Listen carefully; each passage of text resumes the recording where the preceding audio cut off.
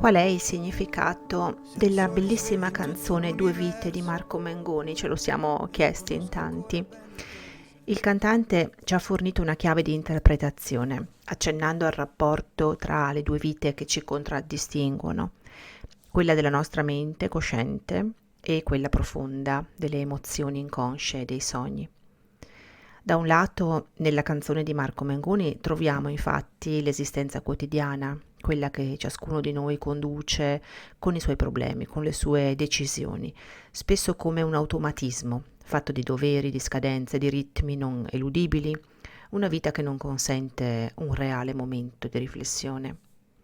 Questo è il nostro io di superficie, la nostra mente con le sue scelte, con i suoi comportamenti. Ma dall'altro lato c'è anche la nostra vita interiore, quel magma di sensazioni e di pensieri sempre in movimento, costituito dalla nostra coscienza più profonda, dalla voce intima del nostro sé autentico, che riusciamo a sentire solo quando ci mettiamo in ascolto. In questo magma si trova anche la nostra parte irrazionale, spesso percepibile durante la notte sul piano onirico, quello dei sogni. Sicuramente però abbiamo nella canzone anche il tema della relazione interrotta con un partner, dove la coppia si sente però ancora legata, anche se nella separazione. Se ascoltiamo la canzone alla luce di questa duplice linea interpretativa, il testo inizia mentre la mente è sveglia e pensa al partner. Siamo i soli, svegli in tutto l'universo, e non conosco ancora bene il tuo deserto. Forse è in un posto del mio cuore dove il sole è sempre spento, dove a volte ti perdo, ma se voglio ti prendo. Gli amanti qui sembrano divisi, la loro relazione forse è finita o è in crisi. Tuttavia, ciascuno di loro non riesce a dormire.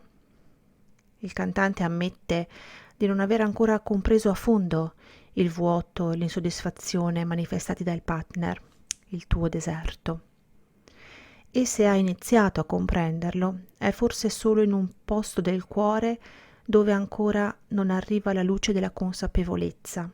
Infatti in questo posto nascosto del cuore il sole è sempre spento.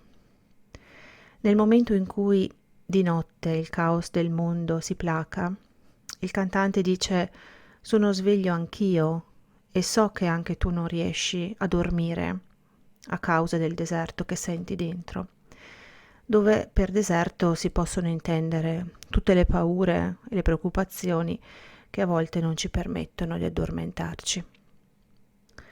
Se invece vogliamo intendere la prima riga, le prime righe della canzone come le parole che il nostro io profondo rivolge al nostro io più superficiale, come suggeriva appunto il cantante, è come se la parte più intima di noi ci dicesse: forse il deserto che senti, il vuoto che senti, affonda le sue radici da qualche parte nel cuore, che però è un luogo difficile da esplorare e da capire, un luogo dove il sole è sempre spento, ovvero quello che tu senti, che ti affligge, ha origine in un punto profondissimo di noi, dove tutto è buio, dove le nostre emozioni sono oscure.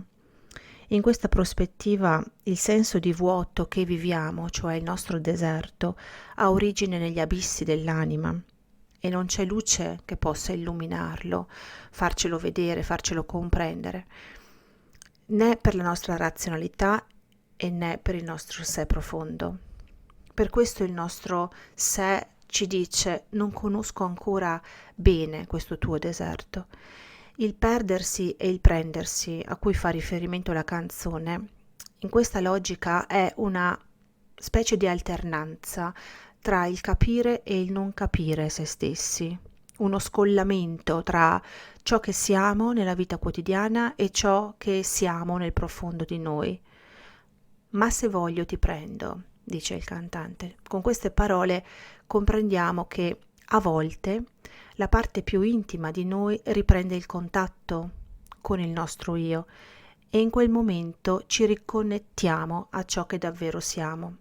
Ricomponiamo la verità di noi stessi, cioè corrispondiamo a noi stessi. Siamo fermi in un tempo così, che solleva le strade, con il cielo ad un passo da qui. Siamo i mostri e le fate. Questo verso, questa parte della canzone sembra quasi un'istantanea onirica, un dipinto surrealista, un quadro di Salvador Dalì, in cui il tempo sembra fermo e le strade escono dalle loro carreggiate in modo surreale per sollevarsi verso il cielo che sembra ora vicinissimo, ad un passo da qui. Questo è il sogno. Quando dormendo creiamo queste immagini prive di qualsiasi controllo logico e razionale. Siamo i mostri e le fate. In questo verso bellissimo cogliamo tutte le forze che agitano la nostra mente, di cui il sé non è altro che il substrato. Ci sono infatti momenti in cui siamo sopraffatti dalle nostre paure, dai nostri demoni, dai nostri conflitti interiori, dalle instabilità e dalle insicurezze, dalle nostre nevrosi e dalle nostre ansie, i mostri. E poi ci sono anche i momenti di grazia, in cui invece brilliamo di luce, ritroviamo il nostro centro, percepiamo la vita e il nostro valore, e queste sono le fate. I mostri e le fate rappresentano il nostro oscillare fra le antitesi della psiche, l'esperienza che ognuno di noi fa o ha fatto delle proprie ombre, ma anche della propria luminosità e bellezza. Sia i mostri sia le fate fanno parte di noi, sono due poli tra cui si muove la nostra anima in uno spazio dove ogni tanto si inseriscono anche le tempeste che turbano la nostra vita. A questo punto nella canzone entra in gioco un piano discorsivo nuovo. Affiora un pensiero che attinge all'esperienza e affastella un monologo interiore, una memoria, una serie di immagini che si intrecciano con il piano dei sogni e con flash tratti dalla vita reale, tutti giustapposti con uno stile quasi impressionistico, senza voler costruire attorno ad essi alcuna narrazione esplicita, cioè senza voler attribuire loro per forza coerenza logica. D'altra parte, cos'è il nostro pensiero se non anche una foresta di riflessioni e di ricordi che non sempre sono conseguenziali? E così ecco il riflettere fra sé e sé. Dovrei telefonarti, dirti le cose che sento, ma ho finito le scuse e non ho più difese. Qui cogliamo l'esperienza vissuta, il riferimento a una relazione interrotta o sospesa, il bisogno di fare una telefonata di chiarimento con cui aprire il proprio cuore all'altro, ma percepiamo un senso di scoraggiamento e anche la consapevolezza di non avere più strumenti per convincere la persona che amiamo a riprendere la relazione. Ho finito le scuse, così come la paura di essere di nuovo feriti. Non ho più difese. Il verso successivo poi sposta l'intero discorso sul piano onirico, un'altra volta. L'immagine che ci si presenta è tipica del sogno, in cui gli elementi appunto sono strani, incomprensibili, assurdi e talvolta i luoghi ci sembrano nuovi e noti al tempo stesso, fondendo per esempio tratti di più ambienti o di più esperienze. Come in tutti i sogni, le cose sembrano e non sembrano. Per esempio, la casa del sogno sembra la nostra. Forse in questa casa vivevamo insieme. La casa era stata piena di noi, delle nostre voci, delle nostre risate. Ma il sogno ci restituisce una casa vuota e il vuoto ha molto da dire sulle emozioni che scuotono la nostra anima in questo momento. In questo spazio vuoto sono custoditi i resti della nostra storia, come pagine di un libro abbandonato. Siamo un libro sul pavimento. La relazione appare finita, la casa è vuota, ma la storia vissuta insieme rimane ed è stata intensa, tanto che può essere paragonata a un romanzo, a un libro. Colpisce però che questo libro sia a terra, sul pavimento, come se fosse caduto, come se fosse stato abbandonato, trascurato, perduto lì. Abbiamo i segni di una storia finita. Siamo un libro sul pavimento in una casa vuota che sembra la nostra. Ecco, in questo momento dal sogno si torna al piano cosciente e ai ricordi, che emergono di nuovo nella sequenza dei momenti vissuti insieme. Il caffè col limone contro l'Hangover sembra una foto mossa e ci siamo fottuti ancora una notte fuori un locale, e meno male.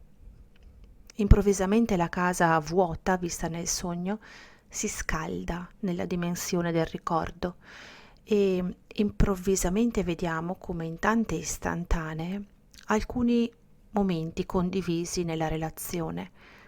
Il caffè col limone contro l'hangover forse è il ritorno a casa insieme dopo una notte di divertimento e i rimedi preparati insieme in cucina contro la sbornia.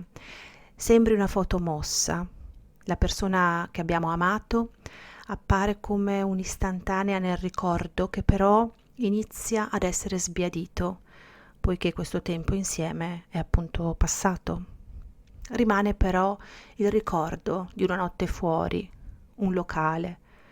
E meno male, ci dice il cantante, come a voler dire, ok, è finita, ma è bello aver vissuto questo tempo insieme, essere stati bene. E a questo punto arriva il refrain di cui propongo due letture. Se questa è l'ultima canzone e poi la luna esploderà, sarò lì a dirti che sbagli, ti sbagli, e lo sai. Qui non arriva la musica e tu non dormi. Dove sarai? Dove vai quando la vita poi esagera? Tutte le corse, gli schiaffi, gli sbagli che fai quando qualcosa ti agita. Tanto lo so che tu non dormi, che non dormi mai, che giri fanno due vite. La prima lettura. Il cantante è ancora innamorato e si rivolge alla persona amata con cui è finita. Le vuole dire: te lo dirò per sempre, te lo dirò fino alla fine del mondo, anche se la luna dovesse esplodere, anche se questa dovesse essere l'ultima canzone che canto, ti dirò sempre che ti sbagli e lo sai, che la tua scelta, probabilmente la scelta di separarsi, è stata sbagliata. Senza di te qui non arriva la musica, ossia senza di te non c'è più melodia né gioia, ma anche tu sei sveglio come lo sono io e tu non dormi.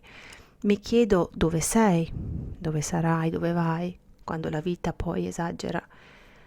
Mi chiedo cosa tu stia vivendo, tutte le corse, gli schiaffi, gli sbagli che fai quando qualcosa ti agita. E so che provi la mia stessa inquietudine, tanto lo so che tu non dormi mai. E dentro di me ho la convinzione che dopo tutti questi giri, questo allontanarsi l'uno dall'altro, le nostre due vite si incroceranno di nuovo, che giri fanno due vite. La seconda lettura. Come in un movimento centripeto, dopo aver divagato fra i ricordi, il sogno, il focus sembra tornare con forza sul nostro sé profondo, che ci parla e ci dice con un paradosso: te lo dirò per sempre, fino alla fine del mondo, anche se questa dovesse essere l'ultima canzone, anche se la luna dovesse esplodere, come tua coscienza qui nel profondo silenzio dell'anima, dove non arriva neppure la musica, io percepisco la tua ansia. Non dormi, dove sarai, dove vai? E sarò sempre qui per parlarti e per dirti, come una voce interiore, che sbagli quando ti perdi nel vuoto delle tue paure, del tuo deserto, quando non trovi pace, quando esageri, corri, fai sbagli, prendi delusioni, quando sei così inquieto. E so che tutto questo non ti fa dormire. Questo ci dice la nostra vita interiore e quanto movimento c'è tra la nostra vita quotidiana, cosciente, e la nostra vita interiore, che giri fanno queste nostre due vite.